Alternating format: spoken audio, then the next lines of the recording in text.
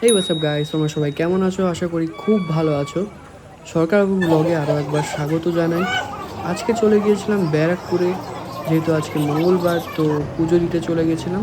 ভিড়টা আজকে খুব একটা বেশি ছিল না, তো খুবই সুন্দরভাবে পুজোটা দিতে পেরেছি। আজকে আমার সাথে মা এসেছিলো, তো মা শ্যুটটা করেছিল, তো খুব একটা ভালোভাবে শ্যুটটা করতে পারিনি, কারণ অতটা এক্সপার্ট নয় ভিডিওগ্রাফিতে। বাট প্রথমবারের মতো খুব খারাপ করেনি, ভালোই শ্যুটটা করেছে। তোমরা যদি কেউ ব্যারাকপুরের বজরংবলী মন্দির দর্শন করতে চাও, তাহলে তোমাদের ব্যারাকপুর স্টেশনে নেমে 1 নম্বর প্ল্যাটফর্ম থেকে শিয়ালদার দিকে সিধা হাঁটতে হবে। শেষ প্রান্তে তোমরা মন্দিরটা পেয়ে যাবে।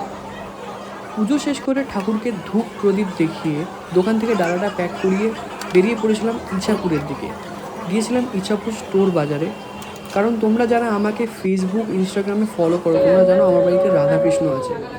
তো লাস্ট জন্মাষ্টমীর পরে রাধাকৃষ্ণর জন্য নতুন জামা কাপড় কেনা হয়নি, তাই চটপট গিয়ে নতুন জামা কাপড় কয়েকটা কিনে নিলাম। আর একটা বজরংবলী মূর্তি কেনার খুব ইচ্ছা ছিল, তাই সেটাও কিনে নিলাম। আজকের জন্য ভিডিওটা এটুকুই। ভালো লাগলে শেয়ার করো, সাবস্ক্রাইব করো আর লাইক করো, চ্যানেলটাকে সাপোর্ট করো। আজকের জন্য টাটা।